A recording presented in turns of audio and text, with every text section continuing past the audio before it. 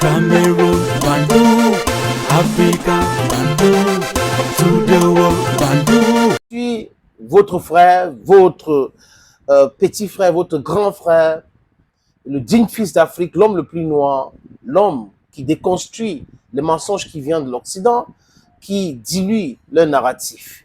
C'est notre dada, c'est ce qui nous intéresse ici sur nos différentes plateformes. Parce qu'on est fatigué d'avoir des politicas qui peut être les politiques ou les politiciens, d'avoir les sous-préfets dans notre continent qui préfèrent qu'on les appelle dirigeants alors qu'ils ne dirigent absolument rien. Tshisekedi, il fait honte. Tshisekedi n'a pas de stratégie. Tshisekedi, honnêtement les amis, c'est mon point de vue. Je peux me tromper, mais de bonne foi, il a pour seule stratégie le bavardage. La caméra est où? Le micro est où? Oui, je veux dire, c'est le Rwanda, c'est Paul Kagame qui a fait ceci. Paul Kagame a fait cela. Il ne dit rien de nouveau. C'est Joseph Kabila, mon prédécesseur, qui serait derrière tout cela. C'est lui qui a fait. Monsieur Tshisekedi, tout le monde sait, même les Rwandais savent. L'Union européenne est au courant. Les États-Unis sont au courant. Qu'est-ce que vous faites? Vous avez envoyé l'autre jour à l'Union africaine votre premier ministre. Elle a fait un travail formidable. Elle a accusé vertement Paul Kagame qui était obligé de fuir la salle. Parce que la première ministre a fait son travail. Contrairement à M. Félix Tshisekedi, qui se balade, c'est-à-dire qu'il est toujours là où on est en train de lui faire mal. La France, l'Allemagne et tout ça se regroupe, il est là. Voilà des gens qui détruisent le Congo. Voilà des gens qui détruisent l'Afrique.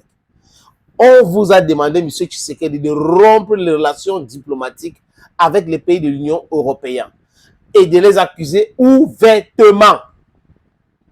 Maintenant, vous devez faire quoi encore en plus? Essayez de regarder l'armée congolaise, restructurer l'armée congolaise, enlever les Rwandais que Joseph Kabila a fait infiltrer dans cette armée, enlever les traites. Ce travail peut être fait par les soins des Congolais. Les Congolais sont super intelligents. Ou dans un autre pays comme la Russie, par exemple. Sincèrement, dans un contrat gagnant-gagnant, et non un contrat de dupe, et non du banditisme appelé contrat que les Occidentaux imposent aux pays africains. L'Union européenne finance le Rwanda. L'Union européenne, la France, envoie les armes pour que Paul Kagame balkanise le Congo. Ituri, Nord Kivu, Sud Kivu, Bukavu vient de tomber. Et on a un monsieur qui est, ça veut dire que c'est une erreur historique d'avoir Joseph Kabila comme président au Congo. Je me rappelle de ce deal. Hein? Ils sont allés en Belgique et ils voulaient une candidature unique de l'opposition. Et le monsieur a refusé de continuer dans ça parce que les Occidentaux et Joseph Kabila lui ont dit que non, c'est toi qui vas prendre après moi. Mais c'est quoi le deal, monsieur Tshisekedi? Dites-nous, c'était quoi le deal? Vous avez signé quoi comme deal avec monsieur Joseph Kabila, avec Paul Kagame? Parce que je suis sûr qu'il était impliqué dans ce deal-là. Parce que le Rwanda ne va pas avoir un président infiltré comme Joseph Kabila. Il part, il laisse des choses comme ça. Vous venez, vous faites un bruit. Si le Rwanda continue, je vais réunir les deux parlements, la chambre haute et la chambre basse, et je vais déclarer la guerre au Rwanda. Quels étaient les moyens que vous avez à votre disposition avant de faire ce genre de déclaration? Un monsieur qui prie pour que la guerre cesse dans son pays. Donc, on est en train de balkaniser le Congo. On est en train de piller le Congo. L'important mine de Colban, de Colten, a été récupéré par le Rwanda. Vous êtes en train de parler de prières. Vous êtes en train de pointer du doigt. C'est Joseph Kabila, c'est Paul Kagame. On connaît. La suite, donc, c'est quoi, monsieur Félix Tshisekedi? C'est quoi la suite? Les amis, je vous suggère de regarder cet extrait. Je n'ai absolument pas l'impression que l'opposition qui a pris les armes, qui a fomenté avec le Rwanda ce coup contre la République est dans son bon droit. D'ailleurs, la preuve, c'est que les vrais commanditaires se cachent. Et le vrai commanditaire de cette opposition, c'est mon prédécesseur, c'est Joseph Kabila. Mais il ne l'avoue pas, il n'assume pas ses actions. Voilà.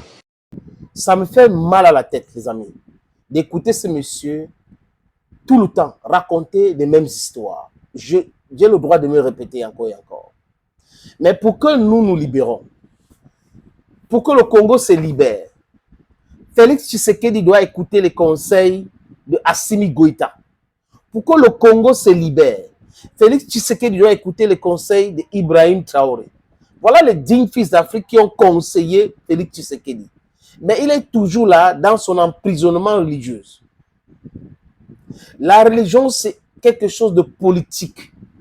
Les Africains devraient laisser le christianisme parce que c'est la pire des choses qui nous est arrivée.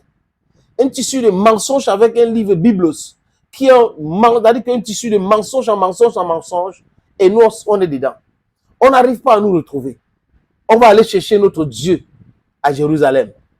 Pendant que les Arabes cherchent leur Dieu chez eux, nous allons aller à Jérusalem, traverser les océans pour aller chercher notre Dieu. On n'a pas honte, let me just put it that way. On n'a pas honte. Et vous avez tout un chef de l'État. Quand on est en train de, c'est-à-dire que imposer la souffrance, on est en train de piller son pays, on est en train de spolier son pays. Qui va venir tout le temps, Joseph Kabila, Paul Kagame, je vous le dis encore, c'est Paul Kagame qui est responsable. Je vous le dis encore, il y a les traîtres à la maison. C'est mon prédécesseur, c'est Joseph Kabila qui a fait ceci. Je pense que c'est quand il va quitter le pouvoir qu'il va comprendre. Parce qu'il est en train de jouer comme ça. Au lieu de défendre son pays, et par ricochet défendre son pouvoir, et mettre son nom dans les bons cahiers de l'histoire, il est en train de se mettre dans la poubelle de l'histoire. Hein? Et les Congolais le voient comme quoi? Comme un bavard. Ils le voient comme quoi? Comme un traître aussi. Les Congolais le voient comme qui encore? Comme un président faible. Hyper faible. Monsieur Félix Tshisekedi, vous faites honte. Un président qui bavard trop, au lieu d'être dans l'action, n'est pas quelqu'un qui est digne de diriger un pays comme le Congo. C'est plus de 100 millions d'habitants, le Congo. You want me to repeat again? More than 100 million people. Un pays immense, dirigé par une femmelette. Même le ministre de la Justice, le ministre des Affaires étrangères, ou la première ministre congolaise va diriger ce pays-là mieux que Félix Tshisekedi. Félix Tshisekedi, les amis, serait en train de protéger ses intérêts. Peut-être qu'il a le compte bancaire en Belgique. Peut-être que dans le deal du vol, de spoliation de biens congolais, il a son pourcentage. Et il fait le cinéma pour que le peuple congolais le voit comme quelqu'un qui est en train de défendre leurs intérêts. Ils sont called for. He is one of the weakest presidents on earth. He is so weak, he is so incompetent. That is the reason why M23, why Rwanda is continuing to create havoc in this country. The military is infested with pro-Kigali militants. Les généraux congolais font quoi? C'est le business. C'est le business. C'est les gens qui ne veulent pas faire la guerre. Ils sont dans le business, ils sont dans la spoliation des biens, ils sont dans la corruption. Voilà ce que les généraux congolais savent bien faire. Il faut changer ces gens-là et protéger le Congo. Le Congo mérite la protection. Thank you, friends. Bye-bye.